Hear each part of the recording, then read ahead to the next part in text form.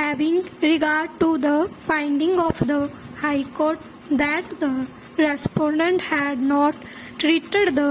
appellant with cruelty and was compelled to leave the matrimonial home on account of the conduct of the appellant, a different approach was taken on behalf of the appellant at the time of hearing of the appeal. It was sought to be urged that even if the appellant had been unable to prove his case of cruelty and desertion as grounds for seeking dissolution of the marriage, having regard to the irretrievable breakdown of the marriage technicalities should not stand in the way of this court granting relief to the appellant in exercise of its power under Article of the Constitution. It was submitted that out of 16 years of marriage, the parties have lived separately for 14 years, most of which has been spent in allegations against each other in the litigation embarked upon by both the parties. It was submitted that there was no possibility of the marriage and appropriate orders should be passed to end of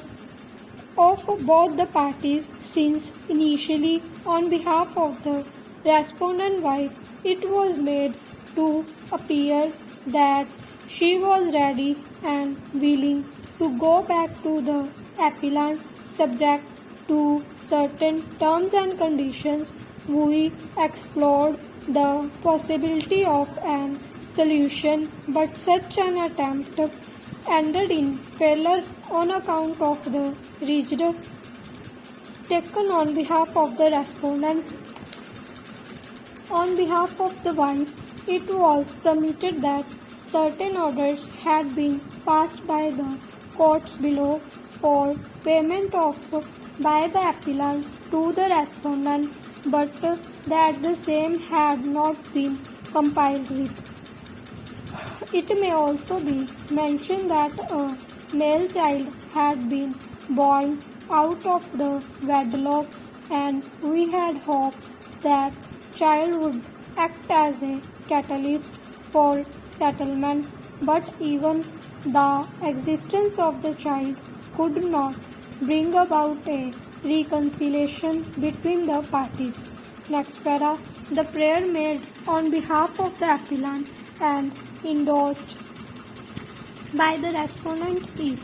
neither novel nor new. At the very beginning of this judgment, we had referred to the decision of this court in the case where it was held that